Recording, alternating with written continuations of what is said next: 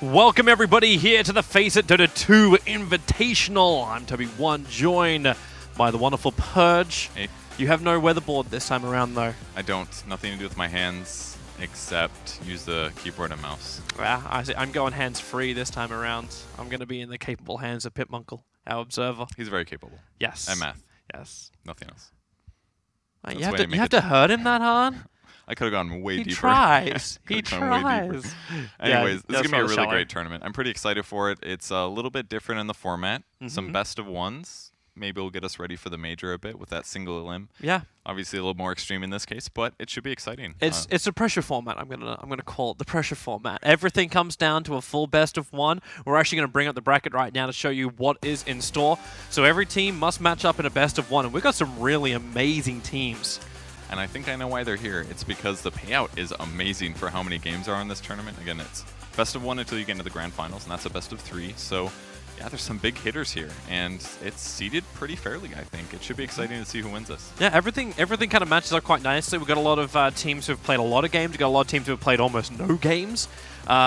Since the roster shuffles, teams like Team Secret as well as OG, like, there's not that much on the board for them apart from the MDL games they played. Yeah, Liquid as well. They've only played 2 matches, and they've gone negative in terms of win-loss, so that'll be exciting to see. Maybe they're a little more formulated than they were in the past, but I mean, it's pretty much small sample sizes with everybody except for like Vega, Alliance, Escape, kind of. OGs played quite a few as Yeah, well. Vega got a lot of games under their belt. Like Team Liquid at least had a bit of success last night when they got their 2-0 over Friends, but it wasn't a clean victory. Like there's still a lot of those bumps in the road kind of thing. Like eventually they build up to it, but it's like, hey, power of OD is so good. Omni Knight nerf so critical. I mean, that's kind of the case for all teams, though, that every team looks a little rough, moderately rough around the edges, with maybe the exception of EG. I think EG looks probably the best in the world right now, but you know, it's still a best of one. Teams have to focus on what's safe, what they know is going to work, and that might also prove to be a little bit interesting meta-wise. Some teams might take the gamble on the one hero and be like, oh, it actually doesn't work. We haven't tried that yet. It's actually funny because I've been casting a tournament where like everything has been best of one recently, and it's you see some teams just like, okay, let's just play it safe. We'll go with a very stable draft. You said like we go with what's meta, and other teams would just like, you know, we can break out of it. Like if we mix things up, seeing more aggro tri-lanes appearing, more roaming heroes as well kicking back in again, like actually roaming support heroes. What about some like all-in Huskar? All in complete cheese. You know, there was one of those, and they instantly regretted it. So I was very happy for that. I'm a Huskar hater. You know what we might see a lot is just Centaur. Like the Centaur attack me and I will kill you from range cheese thing until their towers are all gone, and then your cheese is like kind of bad even though you have tons of money. It's like, oh, there's nothing that can actually attack me under my command. I wait for the OD combinations, mainly OD oracles, where it's like infinite healing, it's infinite nukes. It's just that can be pretty good for sure. At every some point time. it does fall off, believe it or not. After about mid-game, does. you don't really need the mana anymore, but OD is still very strong. So. But that's when you work for a win condition, right? That's when you go for the SD Lunas, who have been plaguing my that's cast perfect, as well. dude. Oracle, OD on the same team, throw in an SD and a Luna. You got early cheese to transition to late cheese. That's perfect. Yeah, but before this starts, I actually want to throw this your way because Gareth and I were actually casting a game where this happened. Mechanics-wise, it was so horrible to watch. What I just said? No, not exactly what you said. Okay. So the SD Luna, there was an addition that actually makes it more chemically horrible. Morphling support. Okay. So like First item Aghanim Scepter. Okay, so to do double disruption is what you're saying. It's double the SDs to attack in. Okay. In total, it's like when every time we do it, it's always 8 illusions. Always eight lunar illusions. So when you have the Manta, okay, that's 2. Then you have the double disruptions. Okay, and then you got replicate. That's 5. Yeah. Wait, no. With double disruptions, you're going to get 2/2. That's 4. Plus the original, which is 5. And then 2 for the two Luna from the Manta, and then one from the replicate. So it should be it's 8. 8 in total with the replicate as well. Replicate hero. Oh, the hero. You're counting the hero now. Okay. All right. Yeah. Math. There you go. That's why you're here. And that's why we got Pitmunkle. And that was the high ground siege. Okay. But the hilarious thing was they're playing up against a Tinker with an Aghanim Scepter. Okay, so it actually kind of just, he would laser half of them. That's still pretty good. Only half? Yeah. Until he rearms and casts his laser. Oh, it's got that whole counter. It's an effect that should fall off over time, right? Yeah. Once it gets MKB, yes. Actually, it doesn't work against buildings. I found that on a Reddit the other day. It was helpful. Small things. See, Reddit is a good place for information. It really is, yes. Yeah. Get to find out cool drama things in the last week or two. Let's steer clear of that, man. At Like, some point, we'll move forward into actually talking about Dota again. yeah, no more memes. No more memes. We don't want them. Vega, Ad Finem. Let's actually talk about these two teams matching up. So Ad Finem, they're the strength, they're the stability. We're talking about these guys before we started this game. Like, they're the old guys. I remember they're mainly the team everyone knows as the Greeks. Like, and then everyone was confused about knowing them as the Greeks because they used to play under a team called London Conspiracy. It's a little confusing. So everyone's like, oh, these guys are from London, and they're all Greek, right? It's like, actually, no, most of them are actually from Greece. But yeah, they were not the best branding. Yeah, that was slightly confusing for the world. But it was still awesome that these guys have stuck together for a very, very long time. Like, even dating back, like, I remember these guys, the first time they were really flagged in my brain was at X Games. When they went there for the MLG tournament. Yeah, they've been Ad Finem ever since December of 2015. So coming up on their 1 year. 1 year anniversary? Pretty soon here. What's the 1 year anniversary for a team? What do you get? Like, is it silver? Is it a briefcase? Or do really well in the Boston Major group stage. Fingers crossed for them. Well, that's a nice little thing, yeah. Yeah. The manager should give them a gift. And that's why this tournament is the most important, because everybody knows that whoever wins the tournament of best of ones gets to go to the major no matter what, right? That's how that works. Obviously, there is so much on the line. And full invite slot. And the other team that's really needs this good performance is definitely Vega Squadron. They're a very storied team, actually. I think they've been a team that has been consistently on the verge of being an amazing team for a very long time. Now, looking at their players now, they've roster swapped many times. But I think back to Frankfurt Major is the one I always reference. They were the only team to beat OG in a best of 3, and they did it twice. They beat OG twice in the group stage to knock them to the loser bracket. Vega is why OG was there, and then OG won the whole tournament. Do you remember the Vega victory, the one that shocked the world? The one at EG at ESL New York, yeah. They knocked the out one EG. which, if it was a best of 5, and they won the tournament. If it was a best of 5, maybe it would have been different in the grand finals. But Vega, that was one of their first major wins under their belt. It was directly after TI, so a lot of people were saying, the other teams just didn't really care that much. But still, these guys have had success on LAN events. Yeah, and like I said, their players have swapped a lot, but I want the organization to win because they've always had teams that are very close, and they haven't quite made it. So really looking forward to hopefully them doing well here, maybe qualifying for Boston. That's one of the rare times I've actually heard someone say I want an organization to win, because when you look at the CIS region, it's always Virtus Pro, it's always Na'Vi, it's always Team Empire. No one ever says, man, I really wish Vega itself would be a winning group. They're a shark team, They got a shark logo. How can you not root for that, man? And I like blue. That's everything I need. Sharks attack my people. They really do, actually. I suppose you have negative feelings there. That sucks, man. Let's talk about Dota. All right. Yeah, let's get the draft. Nyx Oracle as a reaction to OD. Like Toby pointed out, OD Oracle combo, pretty cool. Lots of nukes, lots of spammable skills, and most importantly, Oracle can keep the OD alive to do more fancy things like just auto attack until you win the game. And so Oracle provides OD that, not to mention just the survivability aspects. Nyx is a great counter pick as well, because OD has such high int that as you mana burn him, it does a lot of damage. Do you feel like Nyx is becoming more of a stable offlaner, with his base regen and just his overall escapeness? Do you like him? I wouldn't say his escape capabilities are good. He's all right in that.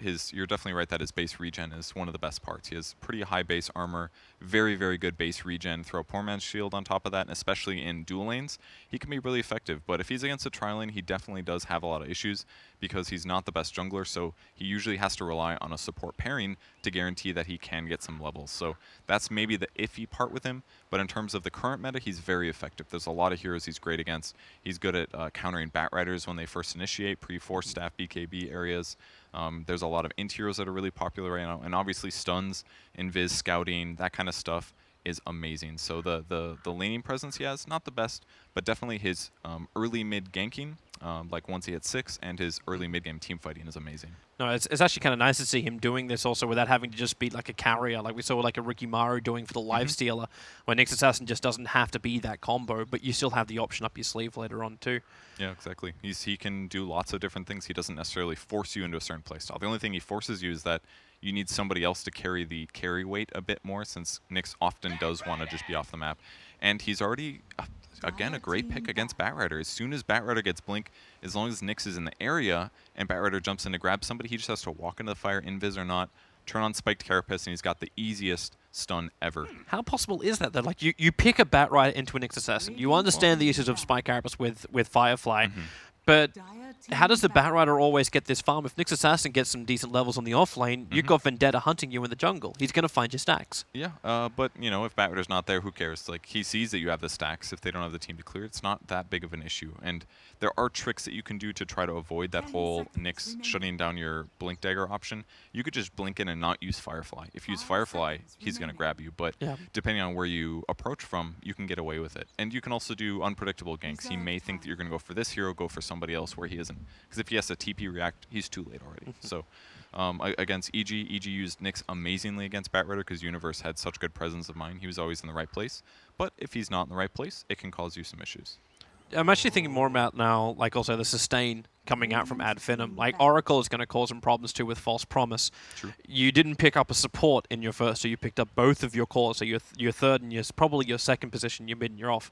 How do you approach it now when you go up against an Oracle? Like, what's the best support to try and limit his influence in the team fights? I mean, Batrider can be a good one if depending on who he grabs. Like we just talked about how good Nyx counters Bat. Oracle's obviously another great example since he can just ulti off the Batrider lasso. So that part's a bit iffy. But laning against Oracle can work. His base damage is a bit weaker than it used to be. Oracle doesn't really get strong in the lane, especially when contested until like level 2, level 3 is usually where Oracle's strong. So laning stage, you can perhaps beat him a bit. He's obviously very good at team fighting, but in terms of gank rotations, other than damage, he's also weak, so possibly you can out-gank him in other lanes as long as he doesn't predict correctly. Those can be good solutions too. Physical damage works really well because it would rely Oracle to use ult every time he saves somebody instead of just casting his second skill. Pure damage works too, so OD could be decent against it.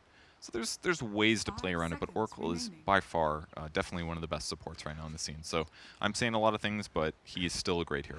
I'm surprised like he even gets past the first two. Like I understand like a team like Vega banning out the IO and the Drove, these heroes have been plaguing everything, even Conquer and SK. SK's become next to Axe like one of the most popular offlaners out there.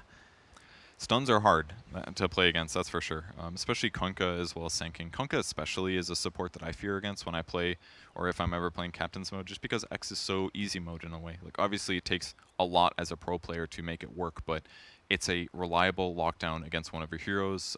You know, it can be potentially shutting down so many heroes like Batrider and others. So sometimes there's just stuff that's more scary. Vega is clearly worried about, you know, Wisp rotations, for example, and how it limits their gank options. It forces you into a certain playstyle, whereas Finem was more scared about stunning heroes, clearly, like Kunkka as well as Sanking. And it gives some lane option problems as well. There's just so many things that might be problems with it. Well, there's still going to be a lot of stuns coming their way, too. They might have also been a little bit concerned, like with that Omni Knight ban. I saw it was Friends who did this last night up against Team Liquid, where they ran the Oracle as well as the Omni Knight up against the OD. So OD didn't have that clean, easy attack at the start, thanks to like early repels, even if it did get nerfed up a little bit. Yeah, it's in the wise words of one of the most professional players of Omni Knight out there, Straction Slacks, it just makes it more of a competitive hero now, and a skill-based hero. It slightly does, yes. That you have to time your repel better, especially your early game. So I was actually very happy with the Omni Knight changes. I thought it was pretty balanced. Shadow Demon's a pickup for Finem though. It'll give him another defensive solution. They've both got Disruption as well as the OD Astral Imprisonment. So that alone should be able to save some of their allies if they get in trouble. Is this when you question the Luna pickup now for Finem as the fourth? Like I know it's the combination everyone goes for, but yeah, it could be pretty much any agility hero. Morphling could work just fine. Obviously, Luna could work. There's other options. Their enemy team banned out Juggernaut Ricky. Jug could also work as a Shadow Demon. You know, there's plenty of stuff. I think what Finem should be more worried about right now is their early game laning stage. Ogre is great at roaming. He's good in tri-lanes as well. He does very easy damage, tons of armor, tons of regen, so they have to be worried about that pressure. And Shadow Demon used to be pretty darn good against that, but with that early nerf to the base Shadow Poison damage, you do significantly less damage. It used to do 50 level 1, now it does 26. That's a huge difference from level 1. So you look for either like a proper ganking kind of squad that can work like SD into something like a follow-up stun or a safe lane that actually has some damage. Yeah, that could potentially work, definitely. But you want something that's just all around, ideally ranged, maybe reliable disables, maybe lower cooldown could work. Yes. Sniper pickup. Man, this actually really feels like the game I watched last night. The Sniper versus the OD. The extra range for the Sniper seems to work until the rotations happen. Yeah, exactly, and that's Sniper's weakness. If he gets ganked a lot, he's pretty much dead. So having his allies behind him or to play back or maybe go jungle when the rotations are coming, that's a really good thing for the Sniper to do. But he does match up well against OD. He doesn't need his mana very much, so it's okay if he gets it a bit drained. And he does all physical damage and headshot lowers attack speed briefly, so he can actually outlane an OD. And if things get scary or too hard, max out some shrapnel, push the waves, and go do something else in the meantime. It's a good pick. Both faces Void now. There's another hero that can gap close, and that's what Sniper fears. So if he's not backed up well by his allies, Sniper's going to have a tough time. Ooh, hello. Nightstalker, 4 position arriving in for Finem, and they were very quick to pick that up after their ban on Husker. Yeah, I think they were ready to do this. Like I said, they needed a support that's fairly strong early game, and Nightstalker's perfect for that. Once it's nighttime, really low cooldown nuke that does high damage. He has high armor himself, pretty good base regen, and he's going to be able to offset at least a little bit of what Ogre Magi is doing, while also giving him some gap closing ability. And you know, if he can find Oracle in the start of the team fight, silence him. Things like that are going to completely change this game. So I like the draft for both teams. The Ursa comes in for Vega, and that will wrap it up as far as the 5 and 5 go. So it was safe lane Ursa, the mid Sniper, the off lane Nyx, and then the Ogre Oracle support. Say one downside to Finem's draft is, with the exception of their early roam, they're very cooldown reliant. Batrider, Lasso, Faces Void, Chronosphere are their big things that they're going to have to wait for to get things done around the map. Whereas Vega Squadron's pretty much always ready to go. Their longest cooldown ability is Oracle Ulti. And as he levels up more and more, it becomes smaller and smaller. So they're pretty much just limited by what Nyx ulti max. So they're going to be ready to fight once they hit that like 10-minute part of the game. Like once Ursa has his Blink Dagger, Vega should be fighting constantly, especially if Finem's skills are on cooldown. That's kind of funny because I wanted to ask you about the 10-minute part of the game, but more what comes out from Spartan. Like, what happens with this Nightstalker? Who do you rotate onto? Do you always just keep pummeling into the Sniper, or is Ursa actually your primary target? And can you even fight? Can you attack an Ursa in the early stages as a Nightstalker? That's a good point. It is going to be a little tough to kill him, depending on who's the carry here. Looks like it's going to be carry Faceless Void, so they do have some damage there. If it was, I guess it pretty much has to be Void, right? It's not going to be Batrider carry or anything. But yes. Killing an Ursa in the early game with these heroes that Finem has seems a little iffy. They do have really good solutions, though. If OD rotates, for example, Ursa pops Rage, just banish him for 4 seconds. His Rage will be gone by the time he comes out, and then he takes the nuke. It's kind of a perfect solution, really. But if the OD isn't there, they don't have a lot of damage, and it's not safe damage because it'd still be a Void hitting an Ursa, and it's a decent counter to the hero. And even OD, it's kind of a nice side at least that Vega will survive for so long because OD's damage will build up over time. But they need to sustain, they need to kite, they need to be able to do all this stuff. Once they kill Ursa, they should be sort of covered because obviously Sniper actually does amazing damage from range. Just if you put a couple shrapnels down, you completely underestimate really how much damage Sniper does if you don't kill him at the start. So that's really going to be the big thing. If Adfin was able to kill those 2 cores, or at least limit the damage out of both of them, then Vega's going to have huge damage problems, or at least moderate. And Adfinem just needs to land some good Chronospheres and a couple good lassos, and they should be able to have this. So how do you actually build a mid Sniper? Like, is it just Dragonlance, and then like what's your progression in the game? I'm not completely settled on item builds for Sniper. In terms of pro scene, I'm not super familiar. Dragonlance obviously can work, but at some point it's overkill. You already have enough range. I think it's pretty justified this game against Chronosphere.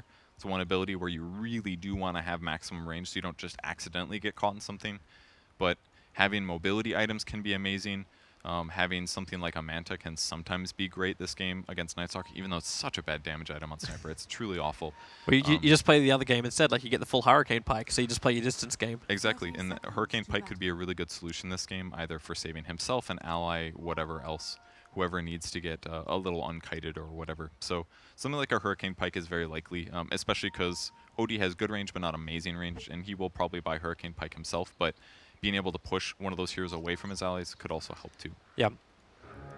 I kind of also want to see the movement around Roshan later on. Like, it's not just that. Like the first thing that came to my mind was the Nightstalker rotations, how quickly he's able to get that Aghanim Scepter so they can play the vision game a little bit better against Vega. Like, you've already got Firefly, but as you said, like, there's a bit of a problem with Nyx Assassin when you go in with a Firefly. So having an Ags, you can prepare a lot better for that. But who's going to be ready to really like contest Roshan? Is AF going to be that?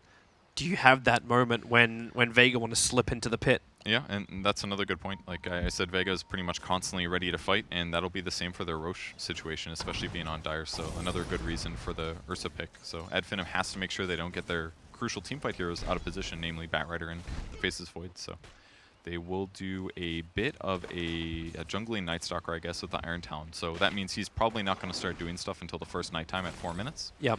And that means OD gets pressured pretty hard here in the mid lane. Yeah, it actually makes the lanes really difficult because the OD is up against a dual lane, so you're running the Oracle as well as the Ursa on the top there. They'll be more than happy going against the Batrider, but the OD, I guess kind of Astral is your only way to farm, and in the early levels that's a really, really low range, so you can come in range of potentially the slow from Ogre and then the follow-up from the Sniper with his Shrapnel too. Yeah, well, luckily for him, he blocked really well. Since the Night Stalker sat back there with the Iron Talon, they didn't contest Bounty Runes too hard. So he got the wave in a good place at least, so constant experience here. And most importantly, he finally did get some Mag monsters. can't take another hit right now if he gets hit by that poison. Won't happen, even though I know you said like it got nerfed up a little bit. You still got to give it respect when you get to 3, potentially 4 stacks. 3 stacks is all right. It does a little. It's like 20 times 4. That's not much, really. That's like, what, 80 damage or something? Math on broadcast, always dangerous. I think I got it right, though. It isn't really until like the 5 stacks that it does really amazing damage, but honestly, if he did 50 damage a hit there, I think probably would have killed the offlane hero. It truly was a huge nerf for the laning stage. Oh, Mag, they're going to go at it again. Mag does have his stun available. Maybe next time. Got hit by it last time. That gave Mag the distance to get back behind the tower. So even with a poisoned attack... He's low, but honestly, they could have killed him at least once by now with level 1 poison. Really was a huge nerf. And at 40 mana per spell, if it does that much less damage, now you have to spam it way more to make up for it. So, but he gets lucky. He just picked up a regen rune in the bottom river. Wow. So he's going to be a little bit annoyed because he popped a clarity as he walked over to the rune. I know. I feel bad for his clarity potion right now. It's not doing anything. That's just disappointing. A waste of efficiency. It is, but I think I would definitely trade a regen rune for 50 gold. If I could put a regen rune in my inventory. You're going to be happy anyway. Like you just forced a Nyx Assassin to get completely off the lane. There's no experience for him. The lane wasn't really pushed up either, so he couldn't quickly come back.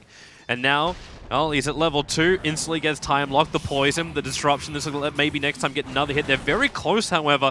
He has Spike Carapace as well as his Impel, but Mag, there's your stun. Time walk forward, try and lock him up again. Spike Carapace stuns up both maybe next time as well as Madara. As Mag now 3 stacks underneath the tower. Madara hits the time lock!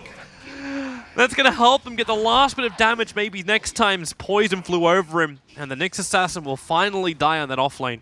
That was a little iffy. I mean, he did hit him a lot of times with Faces Void, so it was about time he got a bash there. But you want iffy? Try middle lane with Ogre underneath the tier 1 tower. Spartan going to body block him in.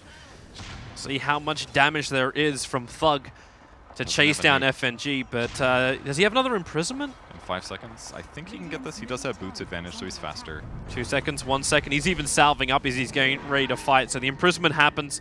They'll surround the Ogre. They still have a decent amount of damage, so FNG will drop. There's a battle on the top where Skylark, his Firefly wore off and he got caught in the tree line. Seam is so low, the last range creep gets him. That's so unlucky.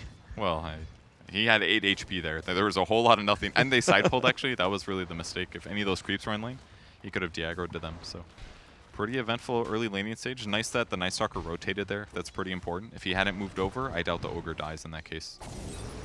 Well, it starts to answer my question about the Night Stalker, right? Like, how much of an influence does he have early on? Not going anywhere near the Ursa, but making sure that middle lane stays controlled and keeps the extra support hero there. So there is a small chance that Batrider is able to get something on the top. Yeah, it's just a slight adjustment. If he just sat in his jungle, like in all of your pub games with Legion Commanders, then it hurts your other lanes. So the sacrifice that OD made by Ogre constantly pressuring there wouldn't have been quite the same.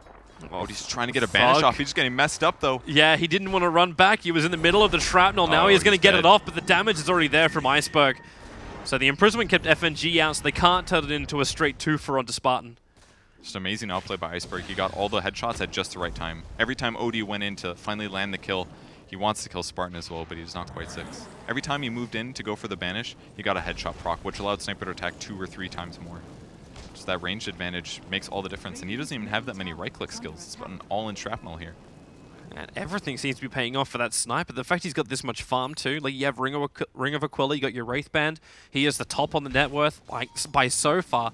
Like Madara on bottom lane, he's got some decent amount of CS up his sleeve, but he's still only sitting just shy of 2200. Yep. compared to the 2,800, almost 2,900 the snipers managed to bank. Yeah. His CS is a little behind, but like you said, that kill is massive. And Iceberg is a super talented mid player, arguably one of the best in the world right now, but also goes to show what Ogre did in the laning stage for him. Yep. He's also got Bloodlust too. 2 points in Bloodlust already on Ogre, despite him only being level 3, so that's extra movement speed advantage over the OD, and much more attack speed. So Ursa in the safe lane as well, level 5 now. Only 5 minutes into the game. Just saving gold, we'll see what he goes for. He's got 3 points in Fury Swipe, so very likely he will try to pressure the Roche a lot. But the eyes that we should keep is probably on Night Stalker, really. He puts a ward down. We'll see if he gets any ganks going. Because if he doesn't pressure much the first nighttime, he could be a better hero. Oh man, Skylark's got no chance to get out of that one.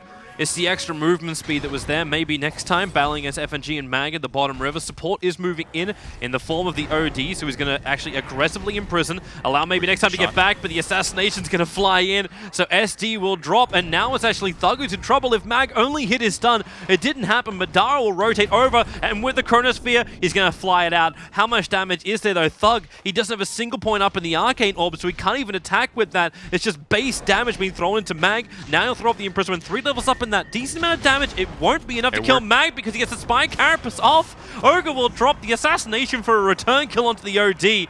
And looks like both teams are now happy to bail out this one. Or at least Vega is. AF will just have to do it by unwillingly choice.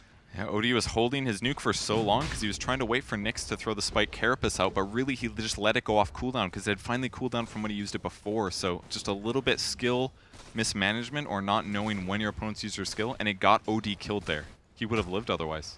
I wonder, like, why is that damage, like, not instant? Yeah, but I thought the same thing. I was like, that sucks. OD needs that to get changed, but I'm like, wait, OD's too strong right now. Whatever, we'll let it slide. I think similar interactions can work with Puck as well, I believe. I had a pub game at least where I was killing Pucks with it, but I heard on Reddit at least that you can actually phase shift the damage. But I kind of agree. It's kind of weird. I think it should go in before they do anything about it, right? It would make a lot of sense, like, the damage is applied. Yeah. Like, it's like with the Eul Scepter, right? Like, the damage will always be applied when you hit the ground. It's the 50 damage, and you can't dodge that. Or, can you Spike Carapace when you hit the ground from a Eul Scepter? Yeah, I don't know. You would think it would be consistent, but it's not. They're very different skills, you know? This is Dota. Nothing can be consistent. Yep. Disruption, Catcher, Poison, and Mag just Spike Carapace back out. Really close. They almost got him there. He's even got 2 points and spiked a little bit more than normal. Might see a fight top. Yeah, smoke into the top rune, and Iceberg. Lasso's going to hold him in position. This time there is an orb attack to come in from Thug. So start steal the damage. The imprisonment should be enough. Can he salve in time? No, I'm just kidding. Not going to happen. Maybe the salve would go through before the damage finally goes through. You can just salve while you're imprisoned in the other world? You actually can do that. If he would have pressed salve in that moment, he would have had, what, 400 HP or something? No, less than that. Math on stream. 40, 60. No, shit. But you got to do it before you enter the Shadow Realm. Mag. Exactly. Spy Carapace is up. Madara getting stunned. He should have a way out of this one, though, as support arrives from Spartan, but Mag gets the heal. At Void, he can't do enough. Not with his, and now in comes FN. The time to rotate, catching up the Night Stalker at the end of this nighttime, and also in the cover of darkness, the ultimate of Night Stalker. There's only so much damage you can do there. At some point, if you're diving towers, Night Stalker's not going to get it done, and he's only been a part of 3 kills so far. And it's getting close to nighttime. Void? What are you doing here? Maybe next time he's going to die in the meantime to the Nyx Assassin, and now Madara. Okay, he came in for the attack of the tower. Yeah. It gets denied up, so that won't be his. Yeah, he jumped into the trees there when Ursa showed up, and he said, I'm going to try to get the deny here. We'll see if we can be next level. He gets prevented, so no tower for him, and Ursa rotates early really well, and because that tower died now, and he saw the Void leave, he knows he can take Roche here with no threat of Chronosphere, so... It's almost like AF is trying to help him to do what he's doing. Like, please, like, you want to rotate. Might get this. He's going to see him. Yeah, FN going to get voided as... okay, nope. So there's the life steal. Yeah, he's full again. And the enrage. The support's coming in. AF's going to have a crack at this one. Spy Carapace from Mag already being expanded. Skylark. Roshan so low. Who's going to get it? Okay. It goes to Taya. Ursa does get the Aegis Immortal, and then he almost kills off Skylark. Getting hit up hard. The Chronosphere will keep FN inside the pit, but it also locks Spartan in there with him. FN surviving for the moment. One more attack will burn through that Aegis Immortal, but he's already lost. Well, I mean, AF's already lost their entire team apart from Thug. Oh, Sniper got the bat too with a shrapnel just on the high ground. And with OD running to the trees here, he's not even going to live. He doesn't even have mana for his spell. What a huge fight. And they got Roche on top of that. And they didn't lose the Aegis. Everything's going perfect for Vega right now. You said 10 minutes. When we're talking about the draft, the 10-minute mark where AF was able to fight, they seemed a lot weaker at the 10-minute mark to Vega. They're extremely weak in comparison. Look at what FACEIT Void has. He doesn't even have treads yet. He just has a Morbid Mask. He didn't get any kills in the lane. They got so close so many times against the Nyx Assassin, but it didn't work out quite. And that's props to Mag that he got that low. He took that much focus, but he never died. And he's still gotten his levels at a fairly decent time. The crazy thing, too, is the fact that Iceberg picked up 3 of those kills. So he's already finished up his Dragonlance. He's at 613, so high up in the net worth. And the nice thing about that is all the HP that Dragonlance gives you. It's 14 or 13 strength, I forgot, just got nerfed. So he's fairly tanky, and he's got treads. He can go to strength treads, and he bought an extra Wraith Band on top of this. He's all in on stats, basically, just because he knows that if he lives, he has way more damage than his opponents through the benefit of Bloodlust. And he's not the only one that gets Bloodlusted. It's also going to be Ursa, who's benefiting from a Mask of Madness. He loves attack speed, actually. Once his overpower is gone, it's a huge advantage for his hero. So Bloodlust for the movement speed and the attack speed on these heroes, it really synergizes perfect here in this draft. Well, Vega bringing it like we would expect them to. Really solid drafts. These guys have had a lot of time to flesh out how they actually draft and approach games too, considering how many games they've played since the roster lock. They are the team in this competition that's played the most amount of games since roster lock. I really like the movements of Vega here. They TP their hardest to kill hero to the top lane to tank a potential gank, and then they set their supports behind to see if something's going to happen. A sentry ward placed also to make sure they didn't have vision behind the tower. But with Night Stalker here, he may spot something. They're TPing in. The Dire scan a little bit to the left. They're looking over towards the secret shop to see if that's where someone's going to be, but they don't have any information just yet. Madara still doesn't have that chrono. 6 seconds until it's back off cooldown. You do have the Batrider Blink lasso. I mean, just the lasso. Yeah, they're going to back. They know too many heroes are here. They just saw the Nyx, then they saw the Sniper, and then the Ogre showed up as well. So, yeah, they could try Chronosphering, but were they going to kill anybody? Probably not. So now Vega all of a sudden shows up with 5. They tried to bait out an opportunity, and then Finem says, wait, we wanted like a 3v1. We didn't want a 5v5. We're not ready to 5v5. So, and what a cool smoke. They back off and they immediately come forward. They hit the tower with 2 heroes. Yeah, but Seema also broke his smoke when he attacked the tower. So that's on purpose. He wants them to think that they're all still there as 5. So that allows the 2 to rotate mid and potentially kill the OD for free. Yep, they go on to Thug. The sun's going to be there, and there's no way he can reply, no way to imprison. Sioma just got there, but he was a little late. And they just get a free OD kill. They didn't get the tier 1 tower top, but they backed to be safe as the gank initiated. That way, if Finem was still top, that they got out of there. Ganking the Observer Ward here really quick. Okay, he got it. Gank successful. Well, Spartan's going to get assassinated up. There's more support coming. He'll get up to the hillside. But he's kind of on the wrong side of the river with no help. And if they bait him out well, yeah, they're using the courier.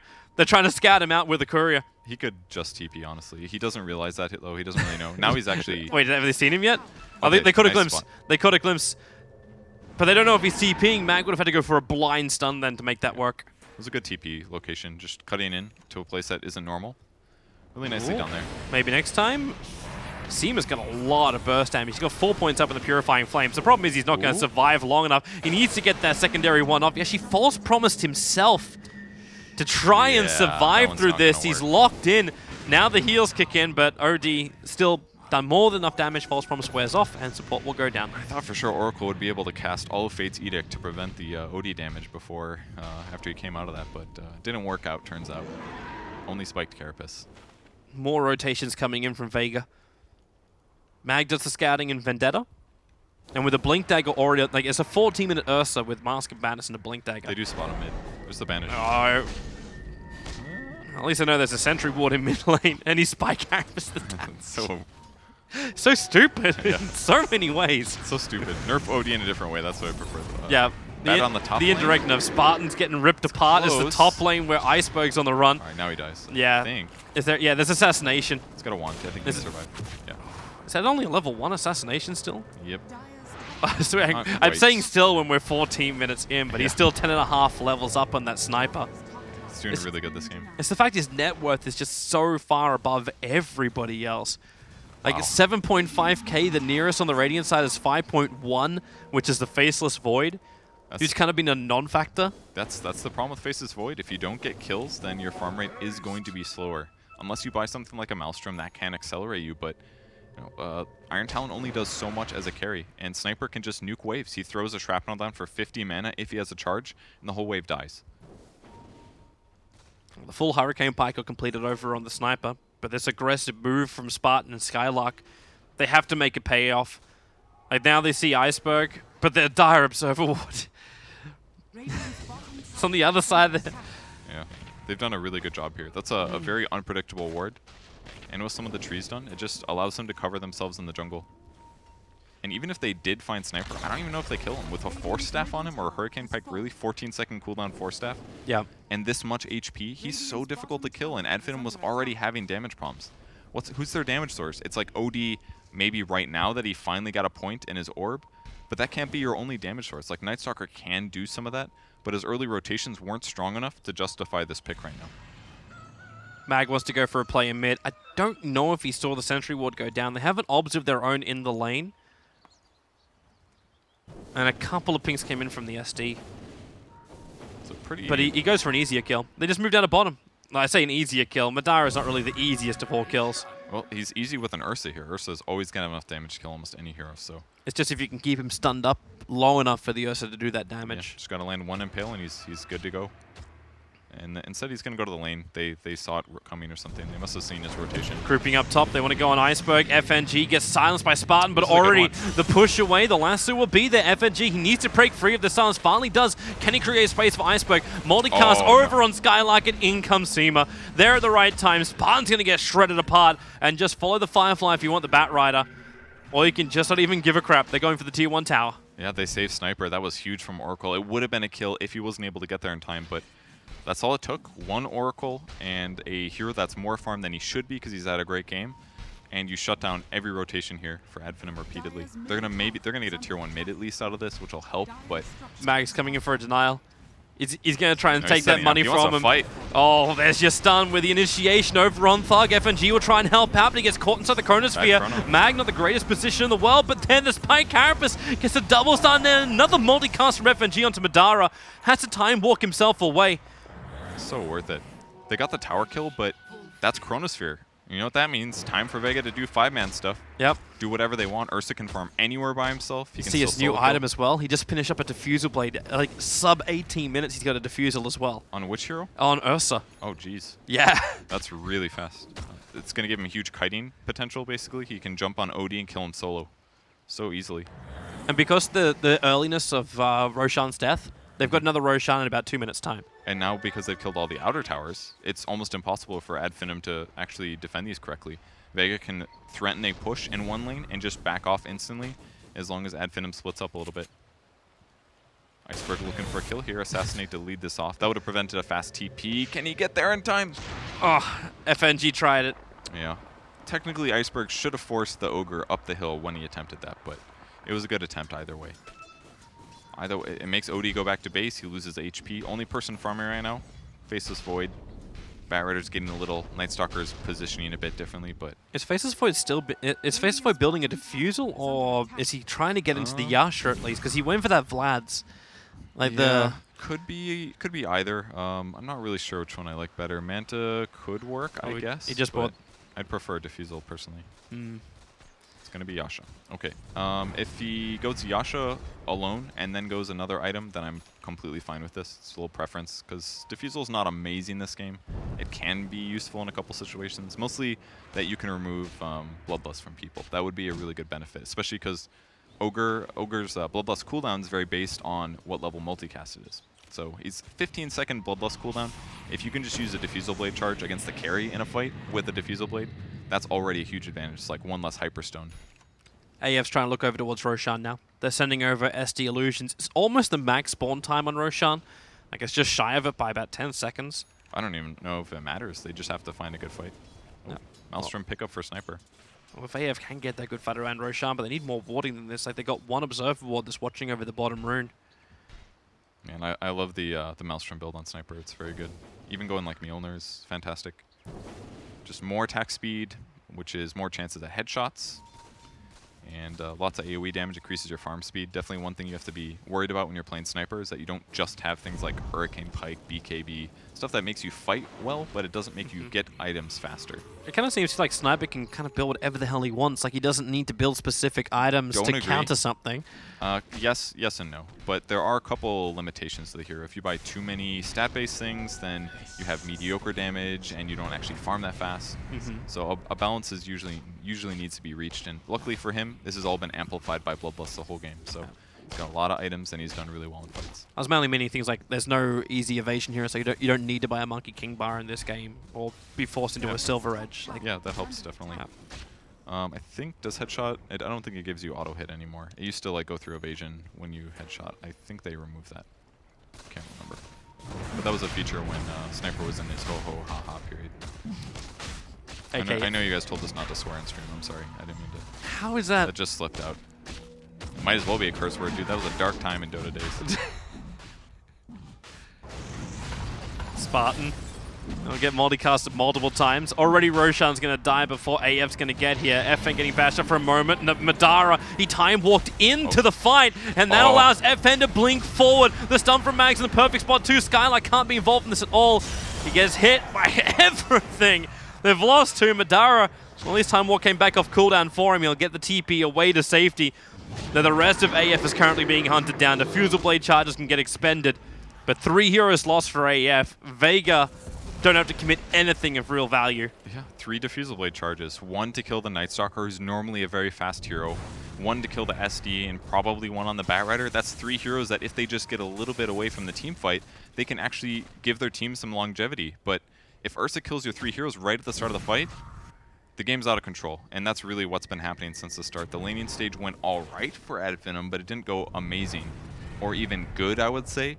It just went well for Vega, and it's just gotten more and more out of control. They missed their timing. They didn't get anything out of a Chronosphere all game. Have we seen a Chronosphere do anything impactful?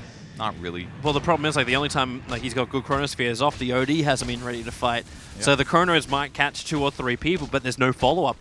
It's like watching a black hole with no damage. Yeah, the SD, in my opinion, this game has been really ineffective, actually. It didn't fit their draft. They needed another support that either snowballed from kills, killing the Nyx Assassin, or they needed somebody that just simply had better mid-game damage.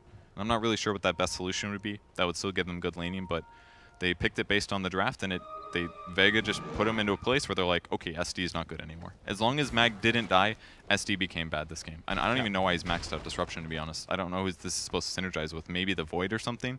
So maybe that's why he's building all these stat items, and by that I mean just the Vlad, since he's really not that farmed. Yeah. But I don't know, their draft is not coming together, and neither is this ST skill build. So we'll see if it gets anywhere. Yeah. Maybe he's gonna go Diffusal after. And life's gonna get harder as time goes by too. Like, you got a Nyx Assassin who's got so much money that you're able to build into an Aghanim Scepter so early on, and they don't have anything to really deal with that. Yeah. Like, they're already having enough trouble dealing with an Ursa, let alone what's going to happen when the Sniper turns that... Well, he's got a Claymore on him, so I'm assuming... What is this, like, meant to be, like, definitely Battle Fury. Definitely the Battle Fury. Hey, you know that actually used to be built in Warcraft 3, Dota? Oh, yeah. Yeah, Wind Ranger, you're like... It gives you HP regen, mana regen, and damage. Just everything she needs, right? Yep. Fight coming top, actually, though. I think it was before even Wind Ranger was in the game of Dota. That was SEA Dota. This is a really good chrono, actually. If they can kill Mag here, that's going to be so big. Well, they managed to get through FNG. Mag, however, being kept alive by Seema. This fight just drags on, giving all the intel over to Thug. Then now in comes FN. How much can they deal with? Mag's not dead. The imprisonment just a fraction of a second too late. So the Faceless Void does drop, and no Mag! Oh, please! Ice Frog, do something! No, that one was fair because it was the banish on Ursa. So Nyx anticipated that, walked over to where Ursa was. That one was completely legit. It wasn't just straight out. That was just nice play. But it rubs salt in the wounds. It's like the first 3 times kind of bullshit, and this one was like, okay, nice play, but screw you for those other 3 times. That reminded me of those. It was the straw that broke the camel's back. It really did. And the big thing was that Faceless Void was inches away, or centimeters, I think, depending on if we're talking about driving or measurements here in this country. But Faceless Void was so close to getting his time walk off there, and it could have changed the whole fight. He maybe time walks away, possibly time walks again, 6 seconds later gets a TP out, and instead the OD ends up committing for it, doesn't save either of them. It looked so good for Finem there. Yeah, but they just couldn't make it work. And Vega continue to stretch their lead out. Like, we're 25 minutes in at the moment. It's already a 14,000 net worth advantage going the way of Vega. About 8K on the experience. But the more critical thing is just the fact that Vega's, all their initiating heroes, all their killers, they've all got the items they need. Like, you got double items. Both Ursa as well as Nyx Assassin have their item scepters up. And they have low damage on Ad Finem, and to make that worse, Nyx is just going to sit there burrowed, and he's going to throw out mana burns. He maxes skill out first, by the way. A really good advantage against a lot of the heroes on Ad Finem. OD, tons of damage, and against heroes like Void and Night Stalker, very mana limited early. So he just has to sit there and ping away. There it is. Oh no! It was a guess. Yeah. It was blind up the hill. They need to get an Observer Ward down there to make that work. But that's why the sentry's already in place for AF. So I can also get a little bit of extra vision. All right, there's a banish on the Ursa. He's got Ags as well, so if he gets lassoed by Batrider, he can just ulti it off. Like, they're in such a good position right now with their draft and the way that their heroes are working out. Iceberg just has to sit all the way at the back of the fight, and they're fine. Oh, Madara. You know what he's actually looking for to make sure that lasso can work? He's looking for the kill over on Seema to try and take the Oracle out of play. That's a big one, definitely. One of the many. There's probably 4 heroes on the enemy team I'm worried about if I'm Ad Finem, but I'm just thinking, like, to get any initiation working, you've got to bring down the Oracle. yeah, because that's going to cover the first person for sure. Yeah, and he's sitting so far at the back lines. Like, if you look at the arc of like what AF had in that defensive position, you got the 3 in the front, you got the hover on the right, and then Oracle on the back left, as far away from anywhere where AF can reach. Yeah, a couple of years ago, you know, supports weren't as mindful about that position, but now it's very tough, especially in these best-of-1 situations. Can you get the Night Stalker? No. Good TP there. Doesn't matter. Not sure. It at least makes Vega fall back for now and gives a little bit of space for AF cores to farm up. Yeah. Maybe OD can reach something that can help him fight. Maybe he can actually get a BKB. Like, it's actually... I'm thinking everything that's stunning him and nuking him right now, but what else do you get? Yeah, I mean, it'd cover you against the Nyx Assassin, but it doesn't matter. You would still solo die to Sniper, and you'd still solo die to the Ursa.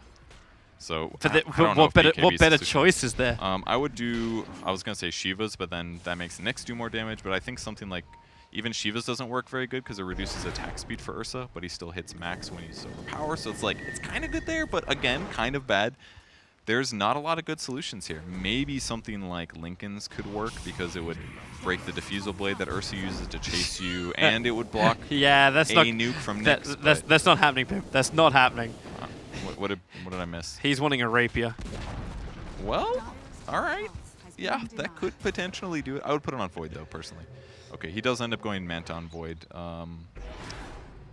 I don't know. I don't think that's... I mean, you can remove Ignite. The obvious play is already spent his money to buff up Void. So he goes, he dies, you get the instant rebuttal kill, and you pick up the Divine Rapier. I get so they wait till OD's about to die, and right before he dies, he banishes one of the enemy team. Yep. And then Shadow Demon will disrupt the other one. Yep. And then Night Stalker will slow the other one, and that's when he rolls in and grabs that Rapier. That's a good strat. It's a cunning plan. That's how you win Dota, guys. Blackadder would be very happy about it. So Basher up now on Ursa. In case you haven't seen him solo kill anybody, he can definitely do it. You get that, and then you can also send him Disco.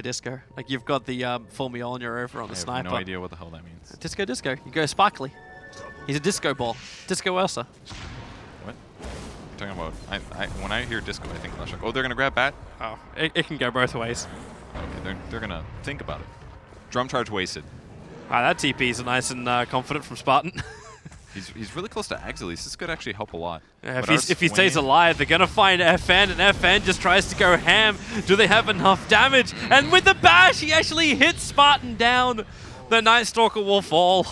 He's so close to his Ags, and just in time, they just happened to swing around. Oh, I guess they had this ward down for a bit. I don't know how recently. Yeah, he just used his Darkness. This Observer ward here placed did actually spot the rotation, which is why Ursa went over there. Delays the Ags on Night Stalker and makes their initiation even harder. Well, they have the buyback on the Night Stalker, but as you said, like, he was so close to his Ags, there's no way you want to expend that money right now. If you can defend 16 seconds on the board before Night Stalker is back. Well, you can, but he's still 250 gold away from it now. Makes it harder. They're going to spam illusions at least. They're just trying to make more Faceless Voids. It's just they're so bad. Like, this is not a good strat. Treads Manta, Faceless Voids, like, cool, your illusions do 50 damage. Nice job, man. They at least have the Observer and Sentry down, so they have very good eyes on Mag. They're throwing out poisons, throwing out sticky napalms. At the same time, I don't think Mag really gives two hoots. The Chronosphere, the back line is catching up Seema as well as Iceberg. But then Ursa jumping forward, the disruption, it bought space for Thug, but no, he gets hit by the Mjolnir proc. So he'll go down as well. Odie has to buy back. They must defend now or else AF will lose this game. But Madara can't stay alive. It's full buybacks. Batrider joining in the fray too. Mag wants to retreat out. The sentry wards, extra ones being placed. Odie ulti, very ineffective. And they just look for more. Mag's diving in deep. He's actually getting out of range of those sentries. And another Spy Carapace actually hurting Spartan so much. He's almost down, but it's an ultra kill for Iceberg. They may actually get the full rampage now. Madara under the tower. No, it's going to be FN that's going to take it for him. And this should be at least 2 lanes of racks, considering all the buybacks. Yeah, this looks like the game is over for sure. I mean, they're so far ahead in terms of net worth. They've been stomping from the start to the end. This is one of those games that looks to me like, even though it was a best-of-1, it would have been a very one-sided best-of-3. So best-of-1 format pays off? In this game case, maybe. You never know, but there's always the best-of-3s where it goes stomp, stomp, stomp, and then one team happens to win out of that. Yep. Never know. The game of swings. I am looking at this item build for Void, though. I really don't like Manta. I think it's one of the worst damage items in the game, unless you're like an AM that gets natural benefit through your passive. I thought we learned that lesson at the last TI. Like, Black was sitting there the entire time, just like gritting his teeth every single time he saw it, because Mushi was doing it all the time. Yeah, on heroes like Medusa, but you know, arguably it's better there because your illusions do actually get split shot at least. So it's like it's kind of bad damage no matter what hero you are already, but it's even worse when it's your first item because you're early on in the game. You don't have as much agility quite yet ramped up. It makes you run faster, but not that much more than what a Yasha would have done. I just would have much more preferred a Diffusal Blade, because then when the disruption comes from Shadow Demon, at least he gets feedback like an anti-mage. That would already make the illusion so much better. And the fact that the Shadow Demon committed 4 of his earliest skill points into maxing out disruption in the first place when he could have been farming with maxed out Shadow Poison to get the levels that would give him the disruption. Yep. I think the build is a little bit off, but really this game was mostly about the fact that the laning stage went so rough for Finem, and they didn't get to rotate. They might get a break their smoke maneuver. They're moving down to the Ursa. It's like, they can't even kill this guy easy. They'd have to like Chronosphere him, and then waste his rage, and then lasso. Like, did FN stop halfway through his BKB? What's that recipe in his stash at the moment? It is a Diffusal Blade recipe for level 2 Diffusal. Okay. Maybe he bought it last fight when he thought he might die or something. Who knows? They might be able to steal the Roche at least, but again, next issue, they actually can't Roche. Well, they just burned Firefly, and now Vega's making their way over. Do they see inside? The shrapnel, it hits inside. All 5 are down there, and the stun, it'll connect on Skylark as well as maybe next time, but the Chronosphere, not too bad in Iceberg. But then again, you still don't control up Seema. He's still got that extra heal that kicks in, but he actually does. That's almost 1,000 gold. In fact, it's over 1,000 gold going the way of the OD. And that's no sniper for a full minute, but you've still got the Ursa. Spartan trying to kite it out a little bit more. Mag goes into his borrowed form once again, and now AF. You really start to see how far behind they are. You take out the sniper, you got at least that good pick on the core, but it's still not enough. It's a great fight for them grabbing the sniper there in the Chronosphere. Nice plays by Manara, but it can only do so much. That Firefly is going to wear off right now, and Skylark, he's down the hill. They can see with the napalm, so they will know what the timing is, and he can force in for this. Oh, flame break. Doesn't get it. Okay, good flame break. It's going to put Ursa on the high ground. And it does. They can't get him back. He does have blink though, so he's got the ward though. He can just hit him. The Observer Ward can do its work. Thug. This could be good. Just steal the intel. Steal the intel. Oh God, he gets disarmed. He's gonna get blink now. Okay, banishes him. Can he blink before the? Okay, no. Okay, that doesn't work. We found out. Consistency. Hashtag. It's there. So close to being amazing for Finem. They really did stomp that fight with the kill of Sniper. He did almost no damage, but like you said, once Ursa finally got in the fight, he just has so many tools now. Those 2 guys are just so damn big, and now like just to get on the wish list, like it's almost Christmas, but it's coming a little bit early for the Ursa. Like you finish Roshan and then you get a double damage rune. So you're just walking in as this Ursa on the bottom lane, itching for a kill with Immortality, a fresh Diffusal Blade, as well as having like his BKB and a double damage rune. They could do a little damage here. Let's see. Sniper's on his way back, hobbling over here. Going for a Scotty next. He's got it completed. How long we got to that Chronosphere to come up? Can't be too long now. 5 seconds. Really close. Here comes. Oh, with the disruption, they actually hold the Ursa in position. Not with Aegis, they can't come to this just yet. They would just lose right away. Yeah. Almost got here FN. they Oh, go. what a chrono! Big chrono 3 on the back lines. They actually move outside of it to ensure they get the kill on Mag.